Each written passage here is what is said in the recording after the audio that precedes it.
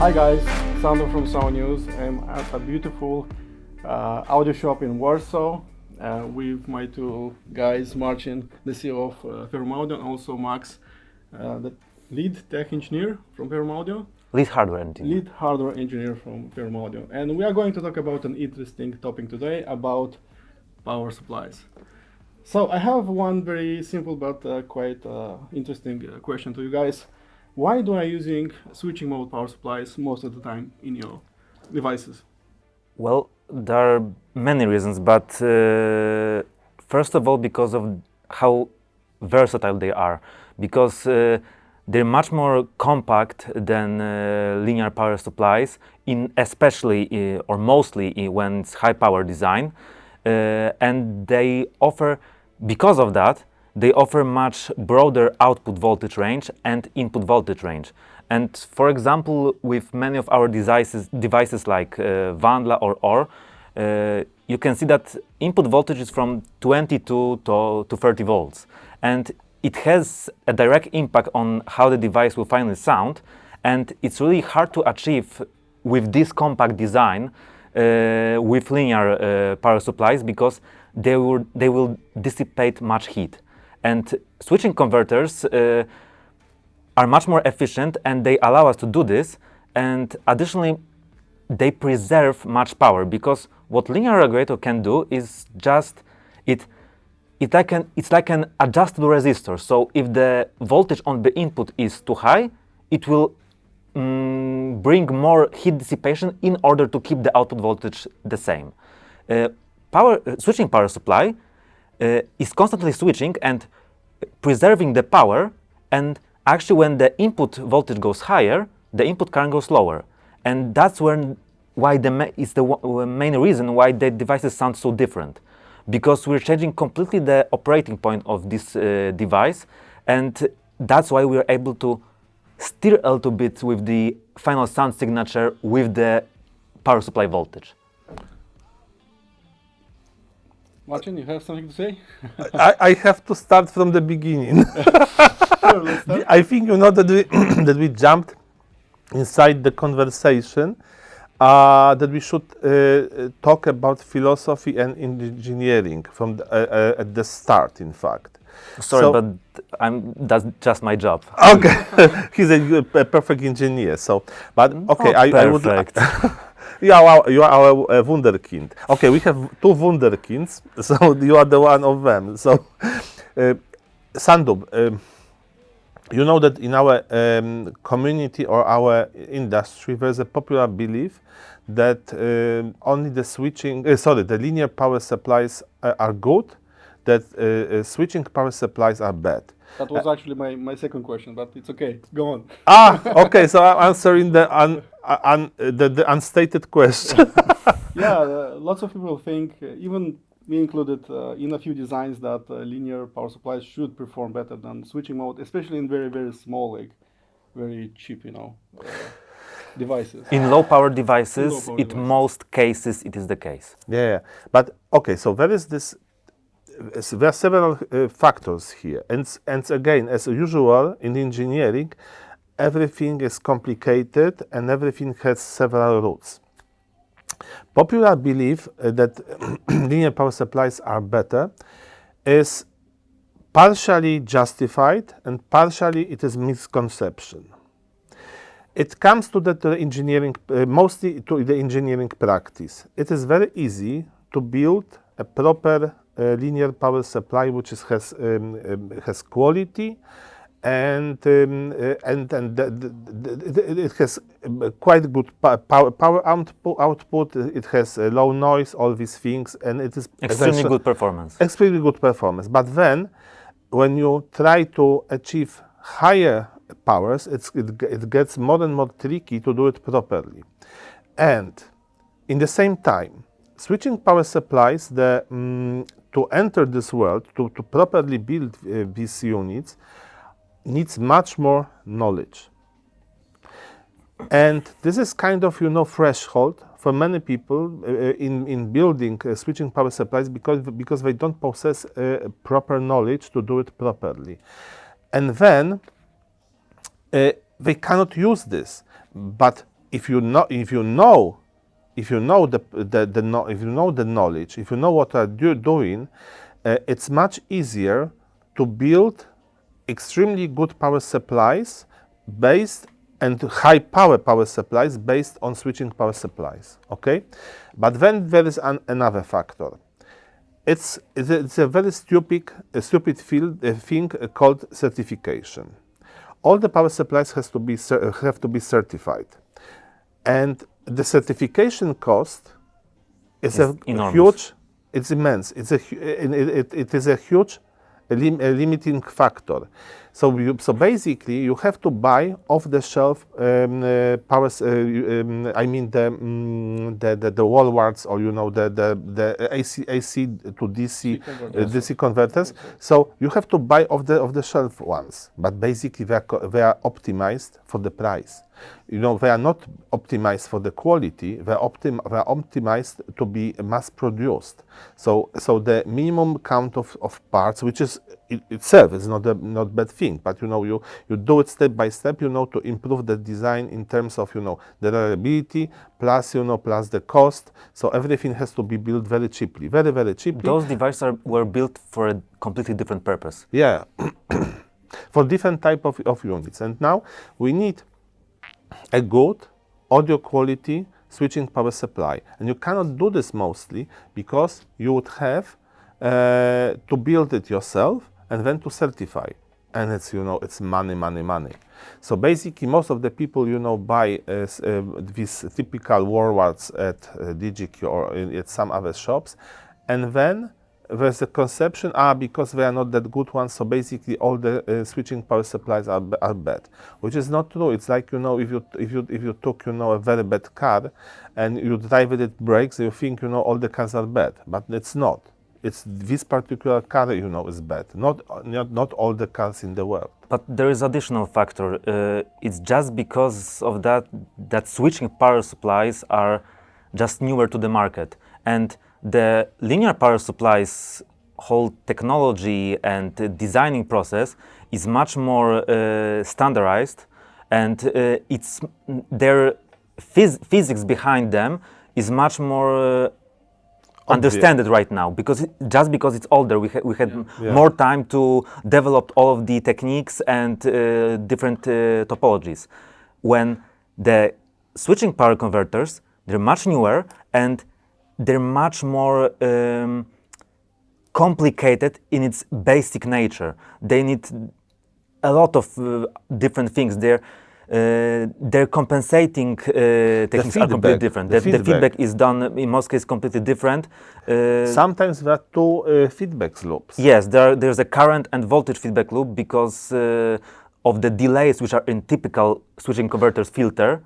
You have to find a way to make it stable and be it fast in response as well, and it's really hard task. So again, it's about the knowledge you have to gather. You have to be much more skillful to design a proper, a good one switching power supply. But once you get this to this point, you can create a much better design, which is has much more output power, and we like to call it high risk, high reward design, because it's a great risk to done it not good for a switching converter, but it can achieve really good results if done properly. But this takes time and really much knowledge. One more thing, if somebody thinks that, let's say, that there's a wall wart, right, on the outside of the unit. And if somebody thinks, that replacing this wall wart with the linear power supply, he creates a system based on linear power supply, he's wrong. Because in all the units inside, these days they are switching power supplies but low power, DC to DC power supplies, because like 20 years ago when I was starting my engineering career, it was there were mostly 5-volt circuits. No, that was more than it was 30, sorry, 20 years ago. So these were the mostly 5-volt circuits, and 3.3 was just starting. And now we have 5, 3.3, 1.8, 2 volts, 2.5, 1 volt, 1.5, 0.8 volts. So basically plus 15, plus 12, you know, all these power voltages inside the unit has to be somehow created. And you can, of course, use the linear power supplies and then you have the boiling kettle. You cannot do this. So basically, you have to use the small switching power supplies inside anyway. So it is, you know, it's always switching inside. And the same thing is with HiPSOs, because when you have that's what I was when I was talking about the versatility and the broad output voltage range. To make HiPSOs in this package with 6 amps of DC current output and 5 to 30 volts of output voltage, the heat sink would be the size of the moon and still would be enough to dissipate all of the power. Which moon? Earth moon. But it's a hybrid power supply, so you have Yes. a linear transformer and also switching mode power supply. So it's like a hybrid. One thing. We need to go a bit into the history. Max, one thing, because Okay. people think that, you know, that that's kind of another misconception. The transformer with diodes, that they are linear. They are not. That's typical. That's why I wanted to start it and Okay. elaborate on the topic a little bit more. But okay. Why linear power supplies are actually called linear power supplies? So the first power supplies, but I'm talking about alternating AC to DC converters or AC to DC power supplies.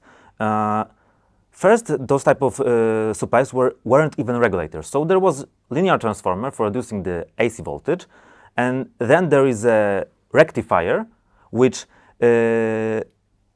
from a sinusoidal voltage makes something like this, which has only one polarity almost. So, you know, it takes the other half and flips it around here, and then you have capacitors which smooths it out. And that was the first power supplies. And then there were added linear regulators after this to get rid of the most of the ripples and noise. And that's why they're called linear power supplies. And but regulated.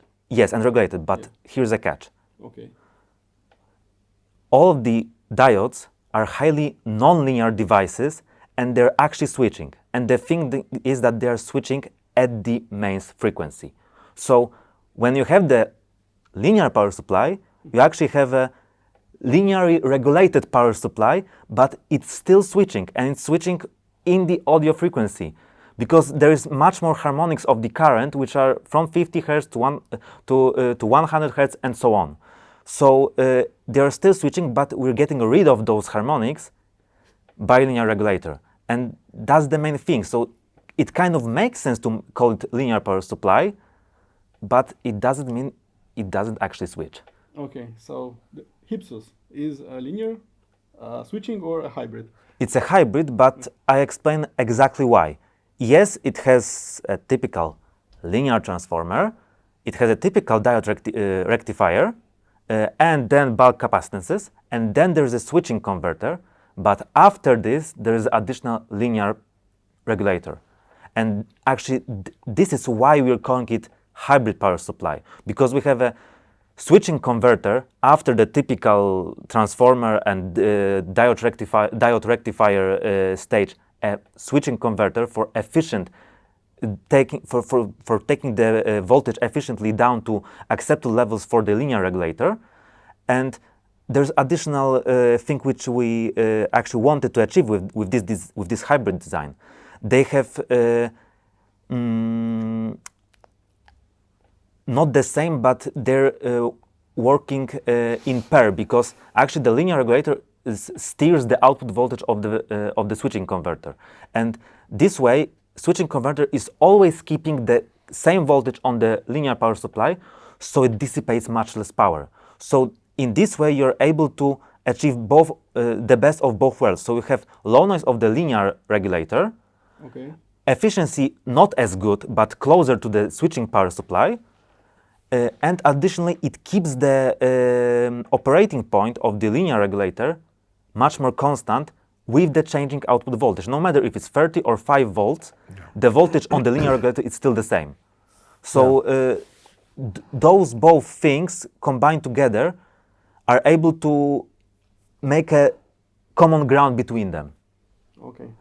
So what you want to say is that linear power supply is like an old school, and switching mode power supply is like the No, new no, school no, of- no. They are both, Not they are They are necessarily. both going forward. Still Yeah, yeah, in yeah. audio? That's Yes. why. Yeah. So basically, you have to know. You have to know what you want to use, why you use these things, and we have, as Max said, in Hypsos, there's this transformer section, there's switching section, and there's a linear section, which is and we designed all these things in house. Even the output stage, which is the very linear low dropout regulator, and this is why this unit is so good. I mean, without all these things, the quality of the unit would be not that high. So Okay. so you have to see, like like, I don't know, with the cars again. One car is good for the to bring your stuff home, like furniture.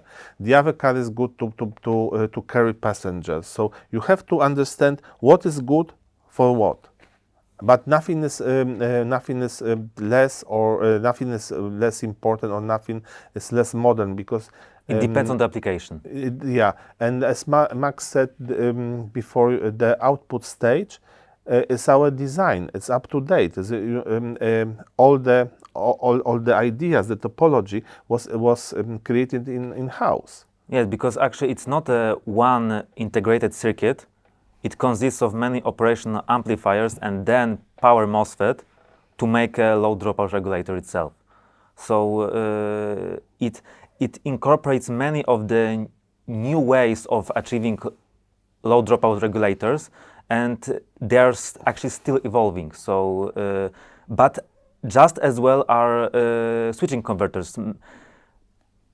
For example, in radio frequency design, for many years there was no other way to make a low noise power supply with other than linear regulator. But right now, more and more, switching converters are taking their place because of the efficiency requirements, and they have enough low noise to be put instead of the linear regulators. Okay. How about the future of Ferrum audio? You see yourself using, again, hybrid power supplies, or more like switching power supplies? We still want to make hybrid power supplies, but in higher power requirements, even higher than we have right now, which, to be completely honest, they're not so high. We would have to go to fully switching, and I think there's one really interesting fact to say here, because we want to apply it in our future designs. I don't know when, but we definitely want to do this. One remark. I mean, Sandro, when we talk here, we talk about possible options, because when we do designs, sometimes we have these new ideas, and some ideas pass the exam of the real world testing, but some they do not. So maybe as Max said, we will go full switching, but maybe we will continue using the. Yes, it's still up to decide. And it's always based on measurements, listening sessions, and obviously it's based on experiments. So we will see. And but for some circuits, we will, now we will be doing some design in which we will use more extensively switching, because it will let us create better a linear circuit. That's more efficient linear circuit. Yeah. And I wanted to mostly state that because of higher power requirements of those projects, it's most likely that even hybrid power supplies will be too less efficient to be able to still be used. of course, ensuring the packaging, which we always wanted to be quite compact. But as Marcin said, there are many ways to do this, and we're still in the actually more into drawing phase than experiment phase. Yeah, I think I think that our world is evolving all the time.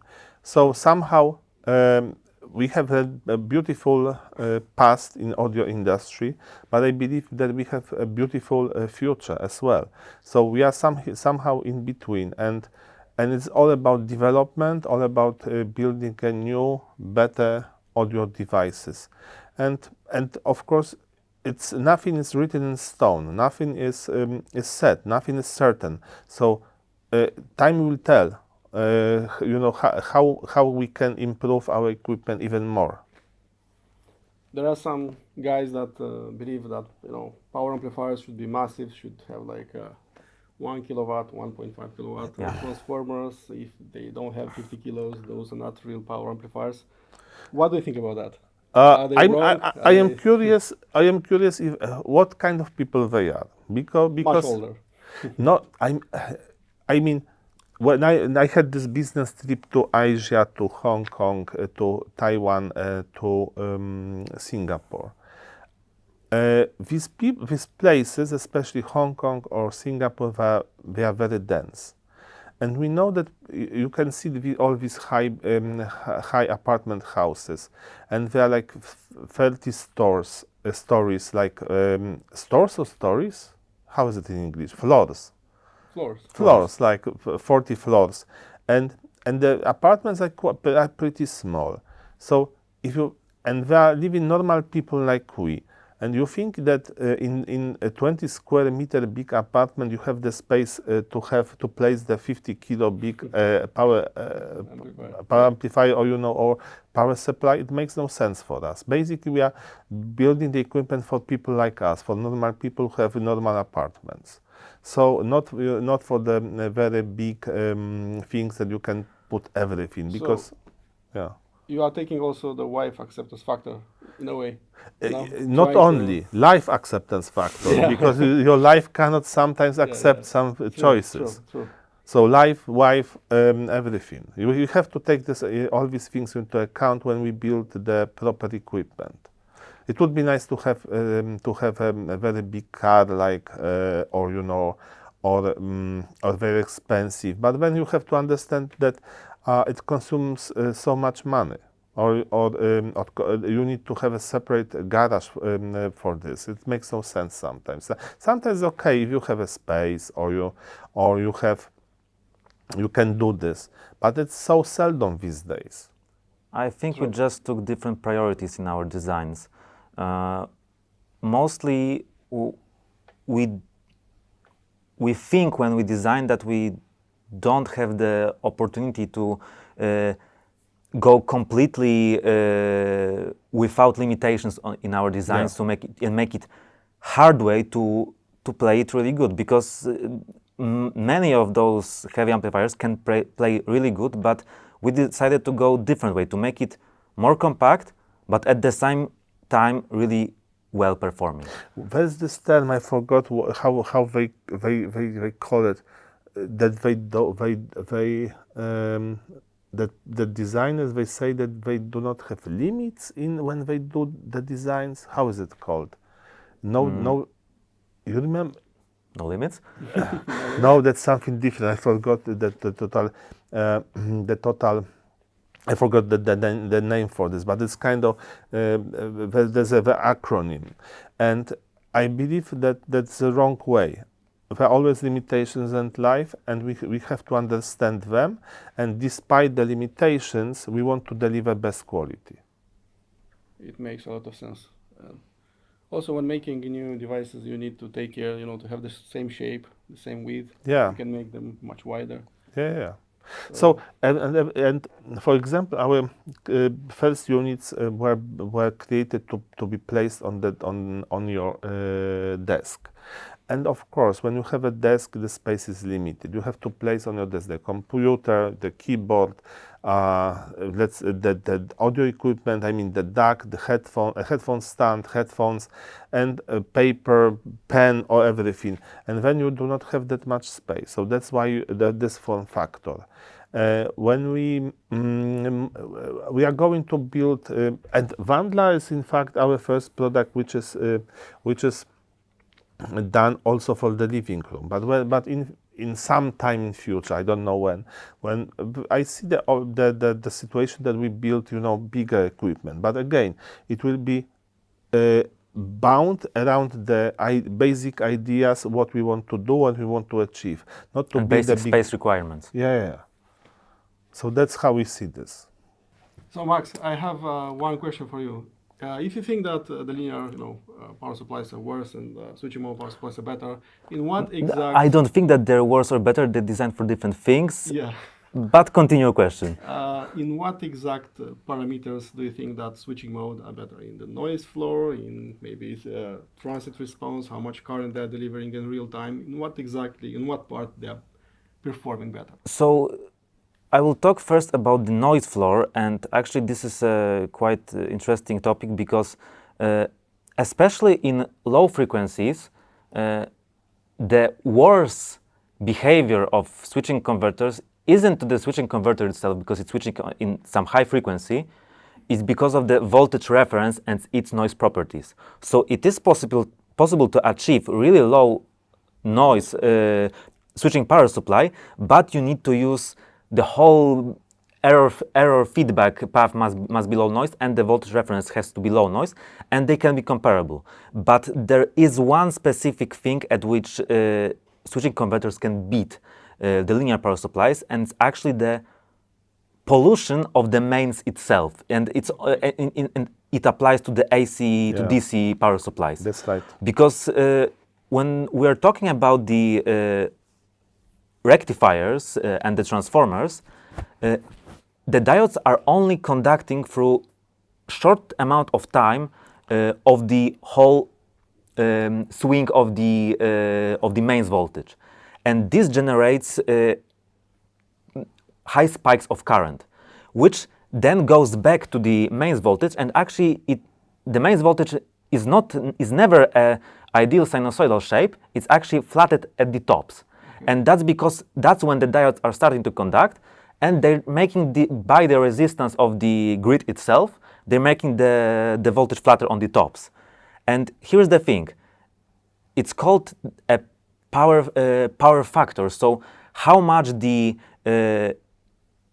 current and voltage are in the same phase with each other. So the current is going after the voltage. And because of this spiky behavior, they're completely out of the shape and phase.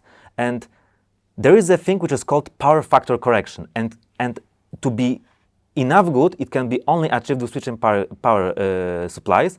And they can make the whole power supply behave a little bit more like just a pure resistor. So it's not gonna induce the harmonics and distortion into the mains itself, and it will let the other things connected to the mains operate in a cleaner environment. And that's where there's a main, and I think especially in high power design, is the main advantage of the switching converters, but you need to implement power factor correction.